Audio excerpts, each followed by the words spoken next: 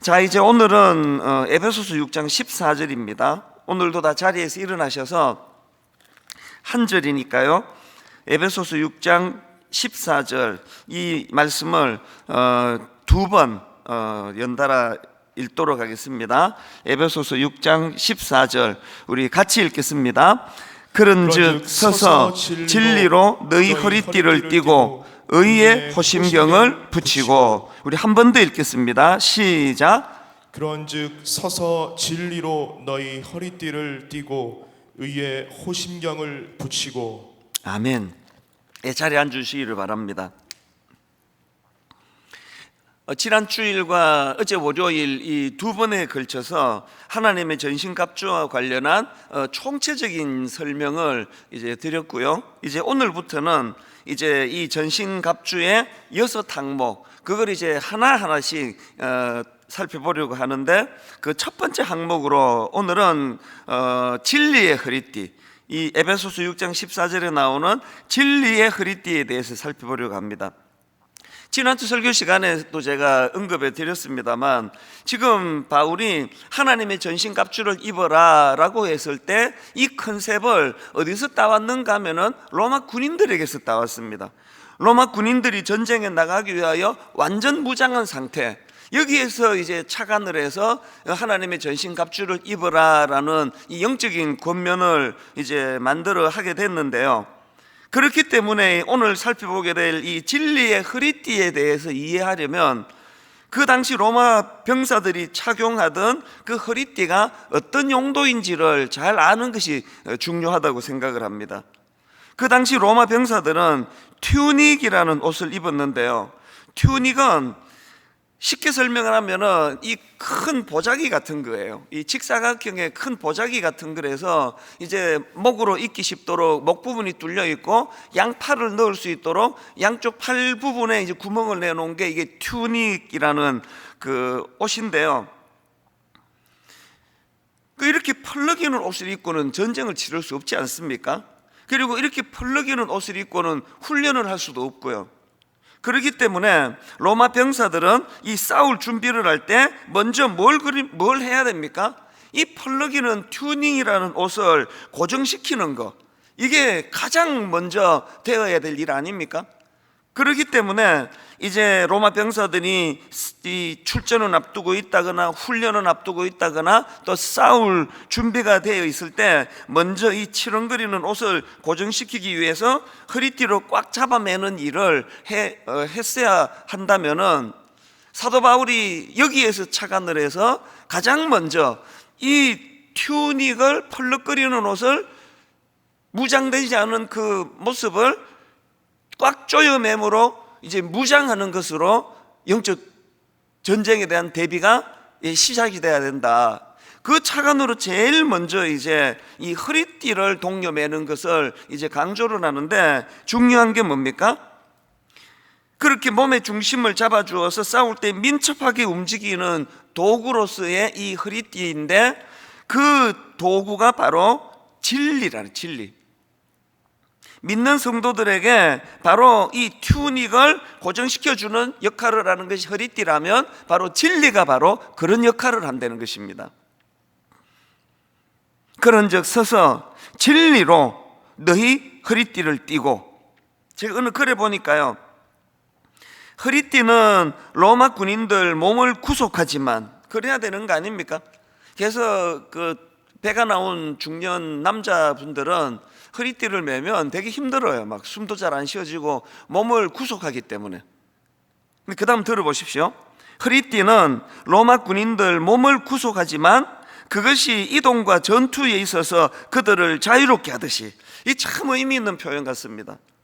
허리띠는 로마 군인들 몸을 구속하지만, 그런데 오히려 그것이 이동과 전투에 있어서 그들을 자유롭게 하듯이, 진리는 우리 몸을 구속하는 것 같지만 사실은 우리를 자유롭게 합니다. 그 사춘기 청소년 아이들이 모르는 게 이런 거 아닙니까?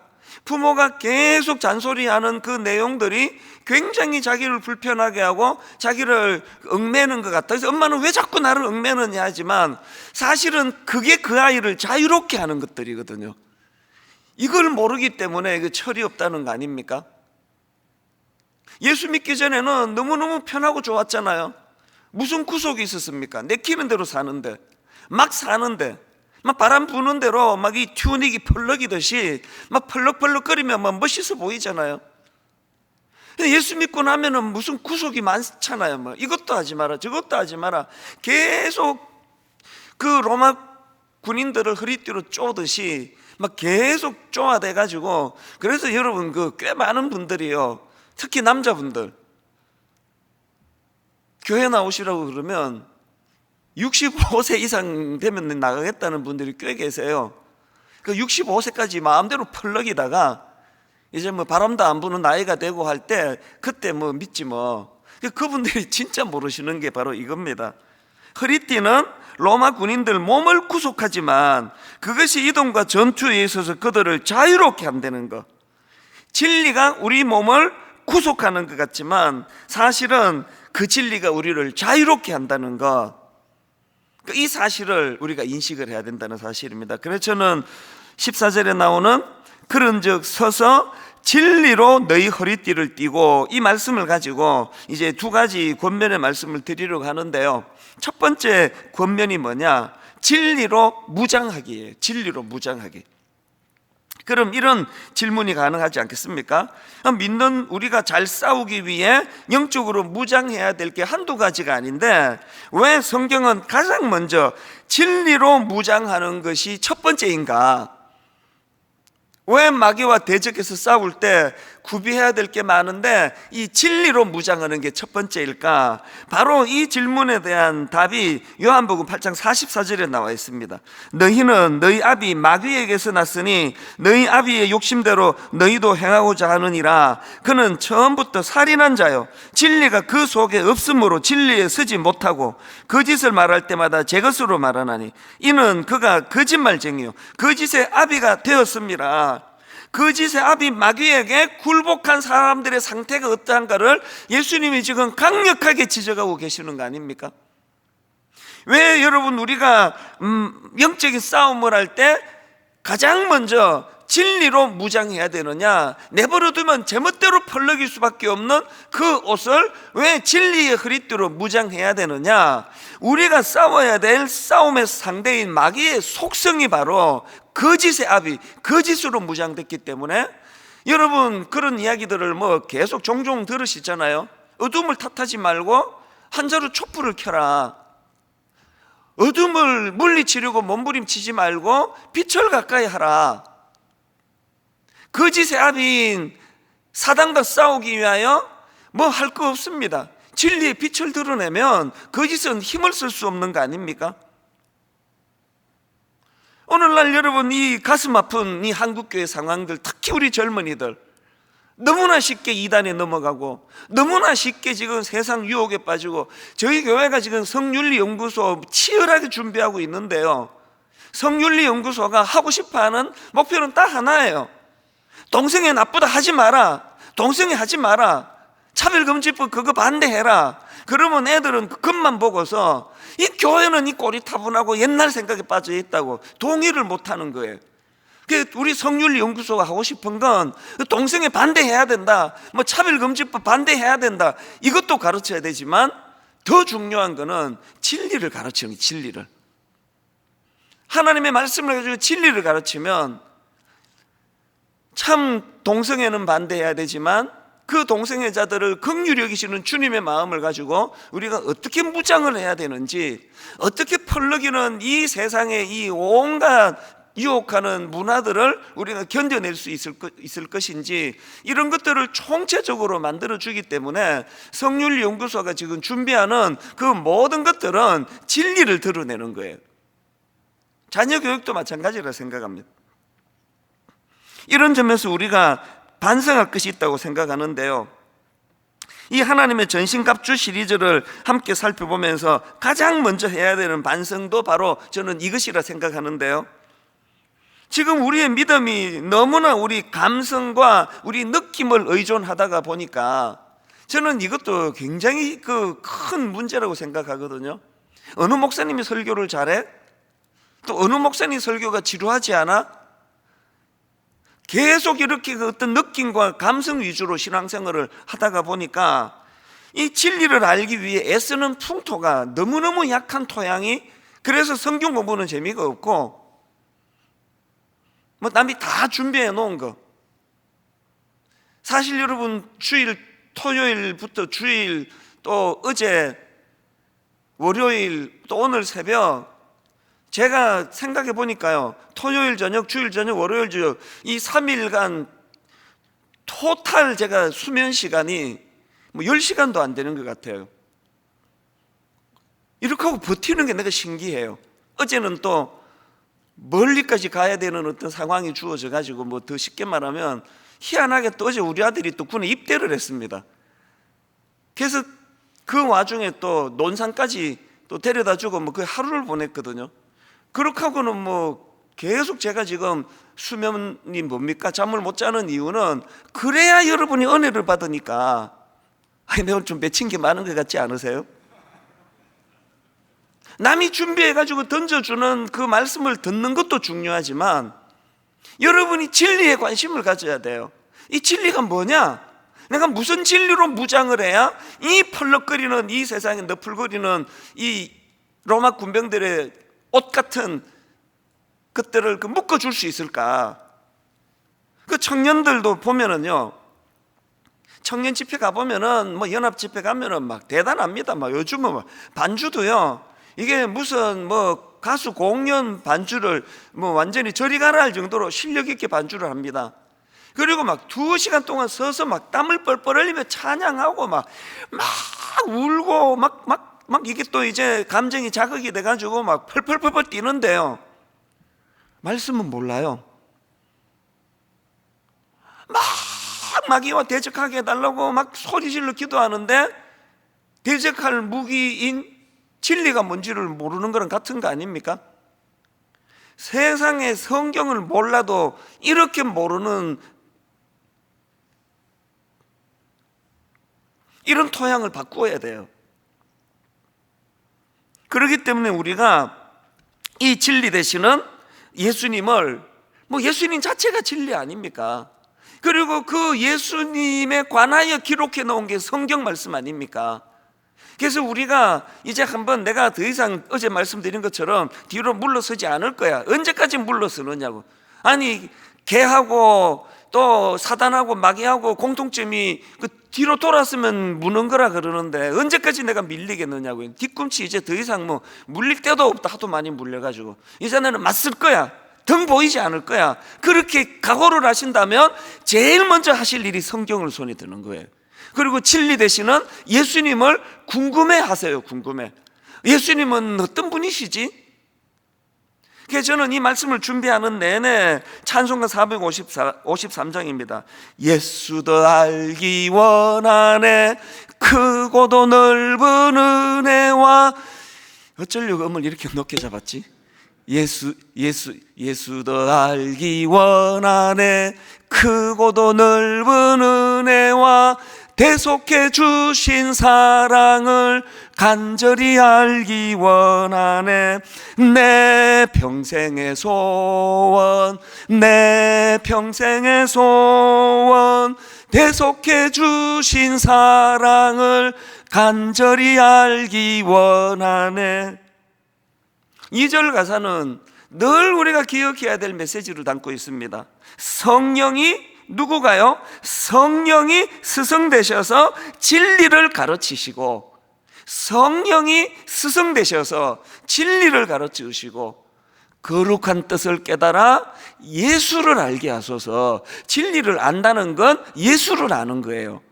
예수님을 알아간다는 건 진리를 안다는 거예요.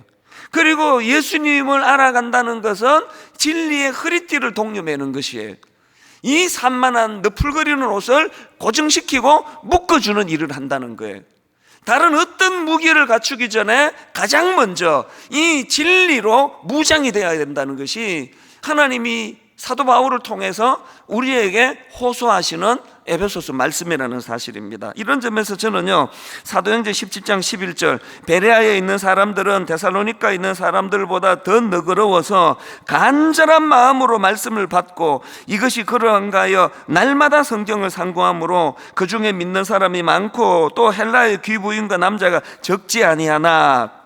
여러분, 여기 나오는 상고함으로, 이거는요 성경을 연구함으로예요. 그러니까 베레아 사람들은 날마다 성경을 가까이 하고 그 성경 말씀을 연구했던 사람들로 평가를 받았는데요, 그런데 여기 보니까 성경을 가까이 하고 성경을 연구하되 어떻게 해요? 간절한 마음으로 해요. 간절한 마음, 이게 중요합니다. 원어로 보면은 이 간절한 마음이라는 것은 모든이라는 단어하고 열정이라는 단어가 합쳐진 표현입니다. 그러니까 베레아 사람들이 말씀을 가까이 하고 연구하되 열정을 다하여, 열심을 다하여. 제자 훈련의 의미가 이거 아닙니까? 제자 훈련의 궁극적인 목표는 예수님 인격을 닮은, 예수님 인격을 닮은 성숙한 주님의 제자를 만드는 게 제자 훈련의 목표입니다. 그래서 제자 훈련을 잘 마치고 나면 더 주님을 닮은 성숙이 그에게 나타나야 되는 건데요, 더 중요한 게 뭔지 아십니까? 이렇게 제자 훈련의 목표가 예수님의 인격을 닮은 성숙한 그리스도인, 그래서 성화되어가는 그리스도인을 배출하는 것이라면 바로 그런 목표를 가지고 제자 훈련을 하는데 그 도구가 말씀이에요. 제자 훈련의 도구는 성경 말씀입니다. 이찬수 목사의 어떤 가르침 이런 거 아닙니다. 말씀이에요. 그래서 우리가 제자 훈련을 마치고 사역 훈련을 할 때 1년 내내, 예전에는 로마서 8장을 암송하는 게 숙제였는데요, 그걸 요즘에는 에베소서 1장으로 바꾸어서 에베소서 1장을 계속 묵상하면서 암송하게 만드는 거거든요.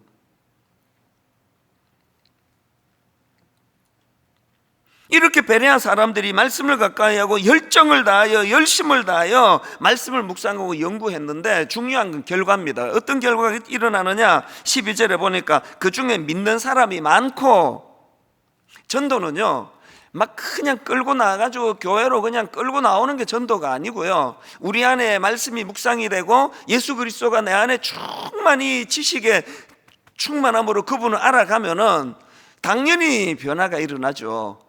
그것이 저절로 사람들에게 매력을 느끼게 하고 그 매력 때문에 전도를 받는 게 60년대 70년대 그게 패턴이었는데, 지금은 말씀을 상고하지 않고 그러다 보니까 진리가 뭔지 잘 모르고 예수님 닮아가는 모습도 안 보이고, 그러니까 아무리 그냥 전도하려고 애를 써도 요즘 전도가 안 되는 겁니다. 새생명 축제를 앞두고 있지 않습니까? 여러분, 왜 꼭 새생명 축제를 앞두고 우리가 이 특별 새벽 부흥회를 할까요? 말씀으로 무장하자는 거거든요. 말씀으로 무장해야 복음을 전할 수 있다는 거 아닙니까? 특별히 원래는 코로나19 때문에 이 예배당에서 그 전도 집회를 할 수 없기 때문에요, 이번에 타겟은 가정을 축복하는 거로 잡았거든요. 우리 가정 안에 형제, 자매, 부모님 혹은 자녀들, 그 중에 하나님 알지 못하는 우리 그들을 축복하며 기도하는 것으로 새생명 축제의 타겟을 잡았고, 더 중요한 타겟이 하나 더 있습니다. 이번 새생명 축제는요, 그렇게 하나님이 원하시던 잃어버린 한 영혼을 교회로 불러 모았는데 코로나19 때문에 대면 예배가 어려워지니까 믿음 약한 분들이 지금 예배를 안 드리기 시작하고 교회를 안 나오기 시작하고, 그래서 전 교회적으로 이번에 새생명 축제는 그런 잃어버린 영혼들 중에 교회 안에서 흔들리는, 예배도 못 드리는, 혹은 연세가 많아서 예배를 드리지 못한 어르신들을 위하여 이 영상으로 예배를 드리는 거 잘 돕는 걸로 전 교회가 총력을 기울이기로 했거든요. 이번 새생명 축제를 앞두고 이런 우리 목표를 수행하기 위해서 가장 먼저 해야 되는 건 말씀을 상고하는 겁니다. 베레아 사람들처럼. 그래서 오늘 저는 숙제를 하나 더 드리려고 하는데요, 잠이 확 깨시죠? 이미 주일날 드렸던 그 전신갑주와 관련해서 이 에베소서 6장 10절부터 20절을 암송하는 건 이미 많은 분들에게 이미 시작이 됐다고 들었고요. 무슨 숙제를 또 드리느냐? 에베소서 1장부터 6장까지를 필사하기를 원합니다. 이제 교회에 나오지를 못하니까 필사 노트도 저희가 만들어 드리지 못하니까요. 시중에 아무 노트나 괜찮습니다. 그리고는 로마서 1장부터 6장까지를 필사를 해보시기를 바랍니다. 딱 두 반응이 지금 저 화면 너머로 보입니다.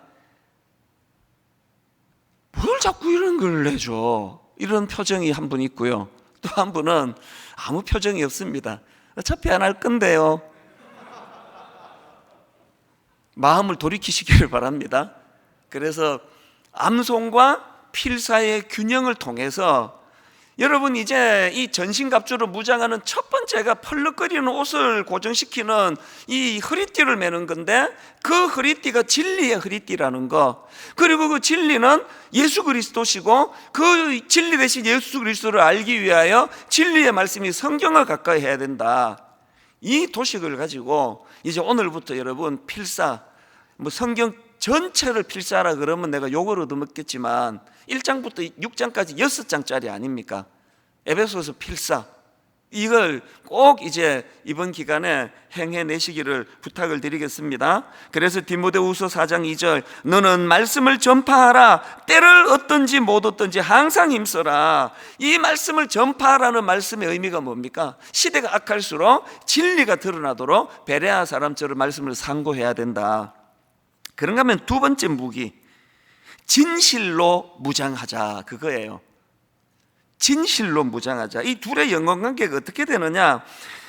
찰스 스윈돌 목사님이 쓴 책에 보면은 이 14절, 그런즉 서서 진리로 너희 허리띠를 띠고, 이 말씀을 풀이하면서 이렇게 설명합니다. 자, 들어보세요.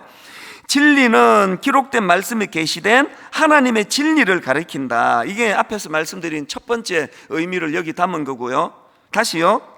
진리는 기록된 말씀에 계시된 하나님의 진리를 가리킨다.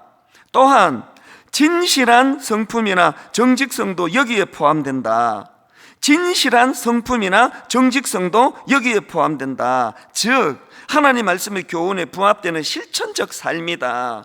그러니까 14절에 진리로 너희 허리띠를 띠고 할 때 두 가지 측면이 있다는 거예요. 양면이 있는데, 하나는 앞에서 살펴본 것처럼 진리, 이 진리를 잘 알아가는 것이 진리의 허리띠를 매는 거라면은, 또 다른 한 측면이 우리 삶 속에서 진실을 드러내는 것, 거짓되지 않은 것, 거짓말하지 않은 것, 진실하게 정직하게 사는 것, 이게 진리의 허리띠를 매는 또 다른 측면이라는 이야기입니다.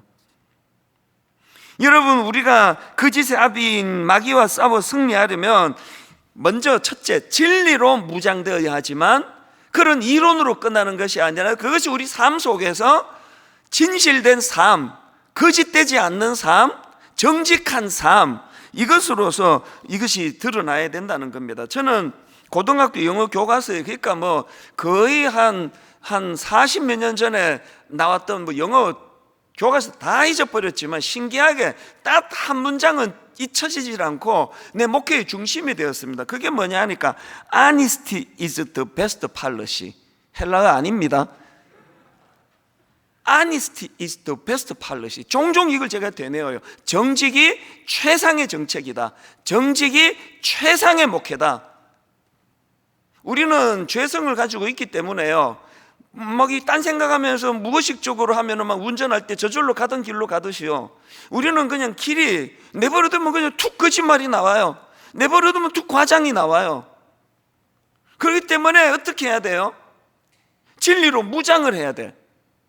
그리고 그 진리로 무장한 사람에게 나오는 진실, 바로 이거를 함축해 놓은 거기 때문에 무려 40년 전에 그 고등학교 교과서에서 제가 본 걸로 기억하는 이 한 문장이 자꾸 되뇌어지는 겁니다. 정직이 최상의 정책이고 정직이 최상의 목회라는 거. 왜냐하니까 고린도후서 11장 3절, 뱀이 그 간계로 하와를 미혹한 것 같이 너희 마음이 그리스도를 향하는 진실함과 깨끗함에서 떠나 부패할까 두려워하노라. 이 하나님의 염려, 참 아비 같은 마음으로, 아버지 같은 마음으로 하시는 이 염려를 보세요. 고린도서 11장 3절. 뱀이 그 간계로 하와를 미혹한 것 같이 너희 마음이 그리스도를 향하는 진실함과 깨끗함에서 떠나 부패할까 두려워하노라. 왜 이걸 이렇게 참 경책하며 이런 말씀을 주실 수밖에 없는가 하면 잠언 6장 16절 17절입니다. 여호와께서 미워하시는 것 곧 그의 마음에 싫어하는 것이 67가지이니 곧 교만한 눈과, 그 다음 보세요, 거짓된 혀와. 하나님이 미워하시는 것, 그 마음에 싫어하시는 것, 교만한 눈과, 사람을 그냥 이렇게 얕잡아 보는 것, 아주 사람을 가지고 자기보다 더 초라한 존재로 그렇게 얕잡아 보는 그런 교만한 눈을 하나님 무지 싫어하시고, 그 다음 나오는 게 거짓된 혀예요. 거짓된 혀. 자식을 키우다 보면요, 내가 너무너무 싫어했던 어떤 이미지가 있거든요. 내가 너무 끔찍하게 싫어했던, 이런 사람은 절대 가까이 하면 안 된다고 너무너무 싫어했던 그 이미지를 우리 아이에게서 발견이 될 때 가장 마음이 힘든 거거든요. 이 도망갈 때도 없고 피할 때도 없고. 우리 아버지 하나님이 바로 이런 마음이시라는 걸 아셔야 돼요. 마귀가 거짓의 압인데, 아니 어떻게 피로 값주고서 네 모습에서 그 모습이 나타나느냐, 이게 어떻게 이게 가능하냐. 이게 원수 마귀가 거짓의 압인데 어떻게 피로 값주고 산 이 소중한 하나님의 자녀들이, 그리스도인들이 이 거짓된 아비의 모습이 거기에 배어 있을 수 있느냐. 우리가 영적으로 이 마음을 헤아려 드려야 돼요. 그래서 여러분 열왕기상 15장 5절에 보니까 이는 다윗이 헷 사람 우리아의 일 외에는 평생의 여호와 보시기에 정직하게 행하고 자기에게 명령하신 모든 것을 어기지 아니하였습니다. 하나님이 다윗을 평가할 때 그가 저질른 실수에다가 초점을 두지 않으세요. 하나님은 그림자로 일하지 않으십니다. 하나님은 우리가 가지고 있는 연약한 것 때문에 무슨 죄를 지었던 그 순간을 기억하시는 게 아니라 하나님은 빛으로 일하세요.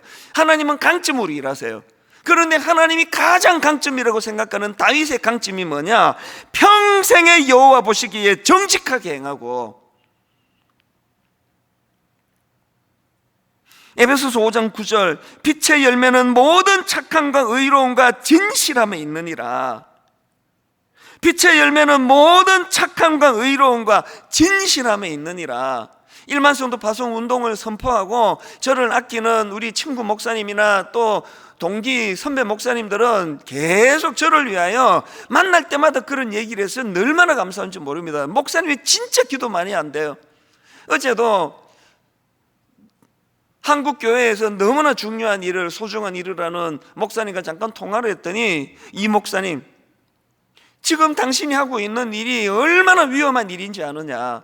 1만 성도 파송 운동 이게 잘 되면은 참 하나님께 영광이 되겠지만, 이게 문제가 생기고 드러나면은 이게 얼마나 위험한 일인지 아느냐. 그래서 진짜 기도가 나온다.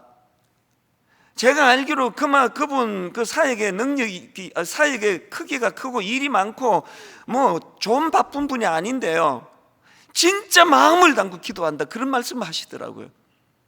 지금 뭐 사단이요, 밀 까부르듯 이 1만 성도 파송 운동을 흩으려고, 그래서 저는 지난 8년 동안 초긴장 상태예요. 여기에 대응하는 게 뭘까요? 아까 말씀드렸잖아요. Honesty is the best policy. 그래서 외부에 15 목사님을 청빙할 때요, 좀 결벽증처럼 모든 걸 다 오픈하는 거예요. 모든 과정을 다 오픈하고. 제가 진짜 가슴 아픈 게, 꽤 많은 그 목사님들이 이런 생각을 하는 겁니다. 대형교회는 이미 다 내정해 놓고, 그리고 구색 갖추느라고 이런 일을 하는 것 한다고. 세상에 교회에서 이런 이미지가 자리 잡았다는 것만큼 슬픈 일이 없습니다. 그래서 외부의 6 목사님을, 공정한 목사님을 모셔가지고 이 일을 심사해 달라고, 여기에 나는 관여 안 하겠다고 1차 청빙을 그렇게 진행하는 거는 여러분이 1만 성도 파송 운동을 향한 사단의 밀가부르듯 공격하는 공격에 대비하여 투명하기 위해서예요.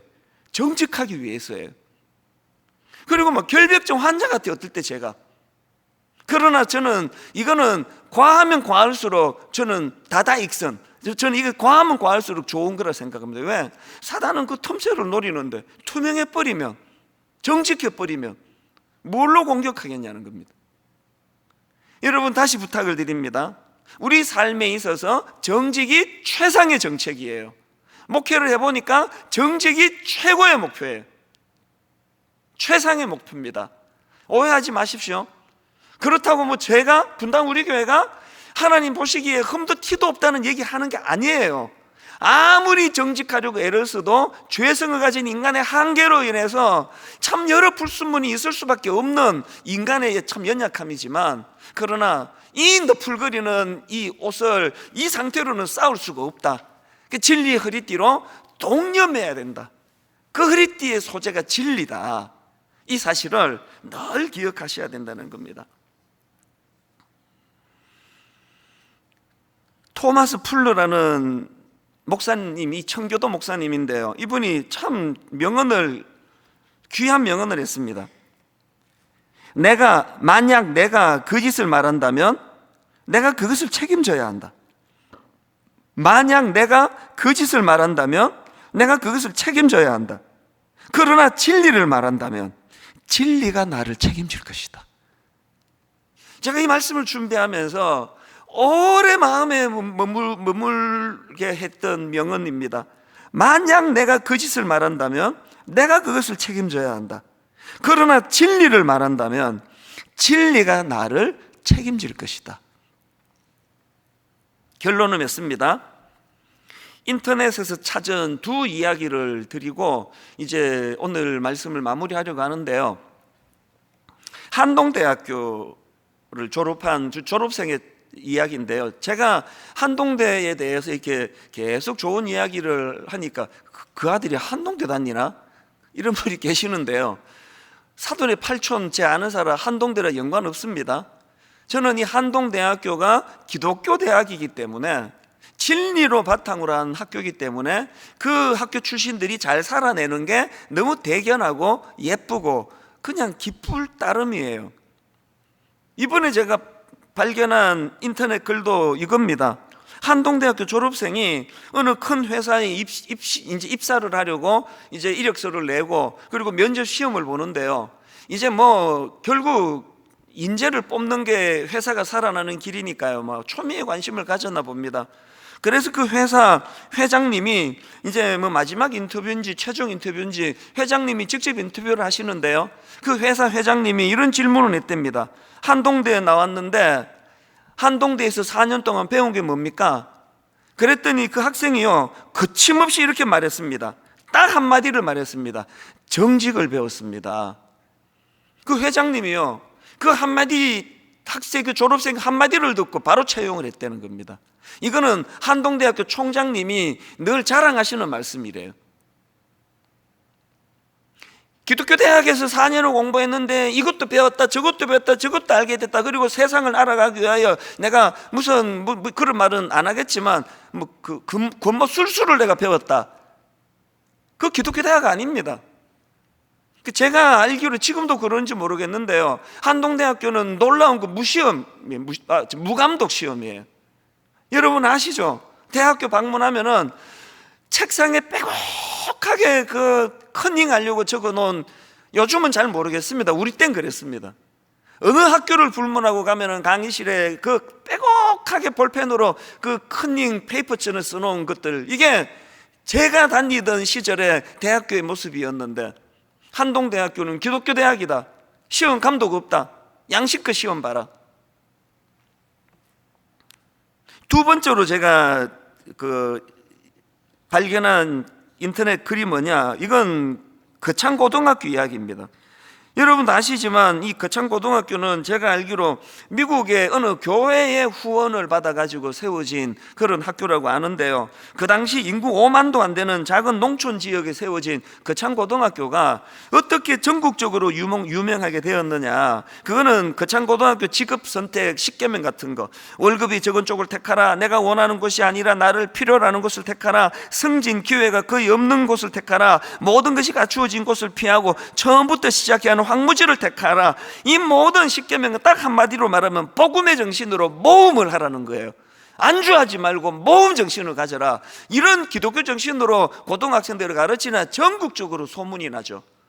이번에 제가 본 글은요, 거창고등학교 학생들이 가진 자부심의 내용인데 이거 읽고 말씀을 마무리하겠습니다. 내용을 들어보세요. 거창고등 학생들이 가진 자부심. 우리 학교 출신 건축가가 세운 다리는 무너지지 않고, 우리 학교 출신 농부가 키운 농산물은 안심하고 먹을 수 있으며, 우리 학교 출신 의사는 사람의 목숨을 그 무엇보다 소중히 여깁니다. 우리 학교 출신 판사가 내린 판결은 믿을 수 있고, 우리 학교 출신 직공이 만든 옷은 단추가 잘 떨어지지 않으며, 우리 학교 출신 선생님에게는 안심하고 자녀를 맡길 수 있습니다. 우리 학교 출신 기자는 거짓을 말하지 않으며, 우리 학교 출신 역사가는 그 무엇보다 진실을 목말라 합니다. 그래서 세상은 거창고등학교를 빛이요 소금이라 합니다. 전율이 느껴주는 감동, 너무너무 고마웠습니다. 여기에 우리 학교 출신 건축가 대신에 우리 그리스도인은 예수 믿는 우리 그리스도인은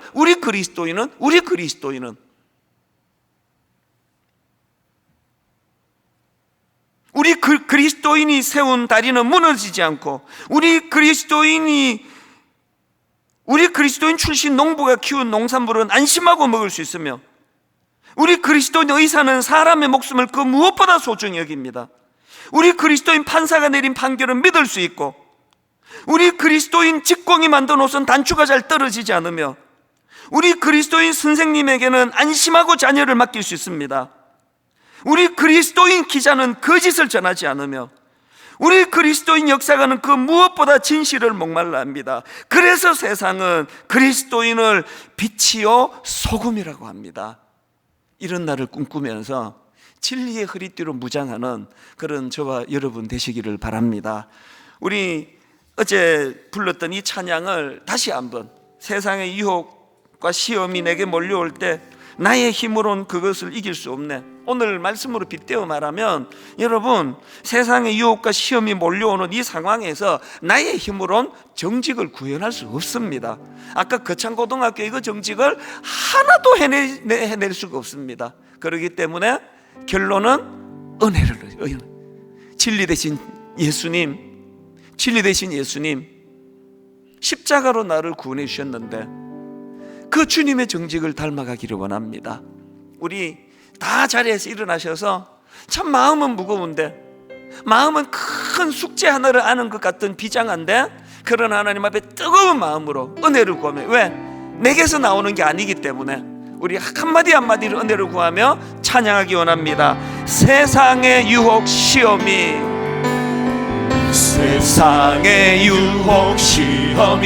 내게 몰려올 때에 나의 힘으론 그것들 모두 이길 수 없네. 거대한 폭풍 가운데 위축된 나의 어찌할 바를 몰라 헤매이고 있을 때 어떻게 해야 된다고요? 주를 찬양, 손을 들고 찬양. 전쟁은 나에게 속한 것 아니니 내 힘으로 할 수 없습니다. 은혜를 구합니다. 주를 찬양, 손을 들고 찬양. 전쟁은 하나님께 속한 것이니, 여러분 출전식을 앞둔 군사들처럼 다시 한번 비장하게 찬양하기 원합니다. 세상의 유혹 시험이 내게 몰려올 때에 나의 힘으론 그것들 모두 이길 수 없네. 모두 이길 수 없네. 거대한 폭풍 가운데 위축된 나의 영혼, 위축된 나의 영혼, 어찌할 바를 몰라 헤매이고 있을 때, 여러분 이 순간 하셔야 되는 일, 주를 찬양, 손을 들고 찬양. 전쟁은 나에게 속한 것 아니니 주를 찬양, 손을 들고 찬양. 전쟁은 하나님께 속한 것이니 우리들의 무기는 육체가 아니요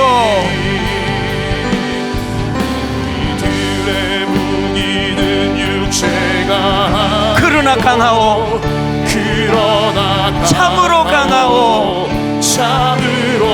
우리들의 무기는 육체가 아니요